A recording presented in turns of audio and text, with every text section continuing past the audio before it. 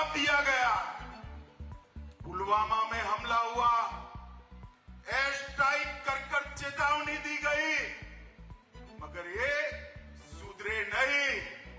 पहलगांव में हमला किया, इस बार ऑपरेशन सिंदूर से उनके हेडक्वार्टर्स को नेस्त नाबूद कर। मैं बड़े गर्व से कहने आया हूं, पहलगांव के हमले का बदला जैसे मोहम्मद और लश्कर-ए तोयबा के हेडक्वार्टर को जमीन दोस्त कर मिट्टी में मिलाकर लिया। भारत ने जवाब तो जरूर दिया, मगर जवाब भी भारत के संस्कार के हिसाब से दिया। हमने जैसे मोहम्मद और लश्कर-ए तोयबा के हेडक्वार्टर उड़ा दिए और 9 ऐसे ठिकाने जहां आतंकवादी तैयार किए जाते थे, ट्रेन किए जाते थे, हथियार छिपाए जाते थे, भारत में घुसाने का कैंप बना, उसको ध्वस्त करने का काम भारत की वीर सेना ने किया। और पीओके में मुजफ्फराबाद, कोटली, भावलपुर, मुरीद के पाकिस्तान की सीमा में 100 किलोमीटर अंदर जाकर हमारी सेना ने आतंकवादियों को जवाब देने का काम किया है। 100 किलोमीटर आतंकी अड्डों पर ही हमला किया था।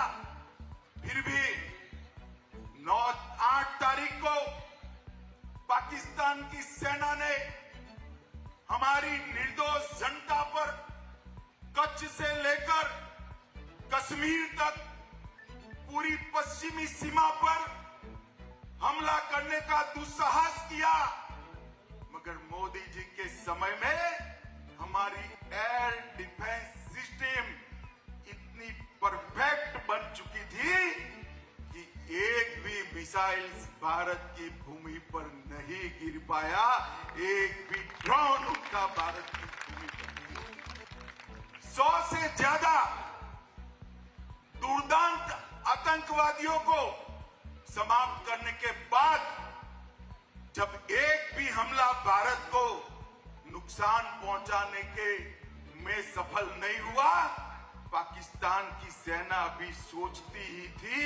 और 9 तारीख को हमने 15 जगह पर ये भी उनके एयरबेस पर उनकी जनता को कोई नुकसान नहीं किया। एयरबेस पर नूर खान एयरबेस, सरगोदा का स्थान, सुकुर एयरबेस, कराची में मलिर कैंट, कई जगहों पर 15 स्थानों पर उनकी क्षमता को, वायु हमला करने की क्षमता को तहस नहस करने का काम भारत की सेना के वीर जवानों ने किया।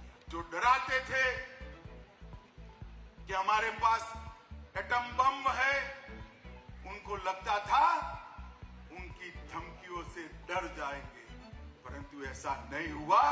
हमारे वायुसेना, थल सेना, जल सेना, तीनों सेनाओं ने ईंट का जवाब पत्थर से देने का काम किया।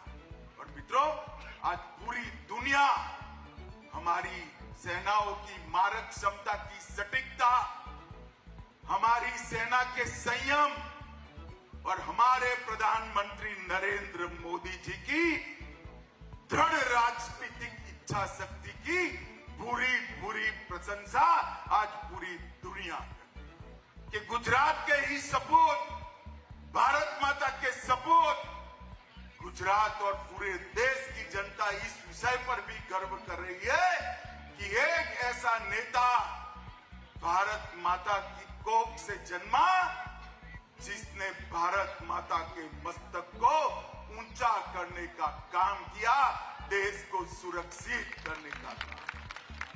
भाइयों बहनों, जब तक दुनिया में मिलिट्री ऑपरेशंस की चर्चा होती रहेगी, ये ऑपरेशन सिंदूर की भी चर्चा होगी। और ऑपरेशन सिंदूर, इसका नामकरण स्वयं प्रधानमंत्री ने किया, जो हमारी माताओं बहनों के सम्मान, सिंदूर का सम्मान, ये भारत का संस्कार है।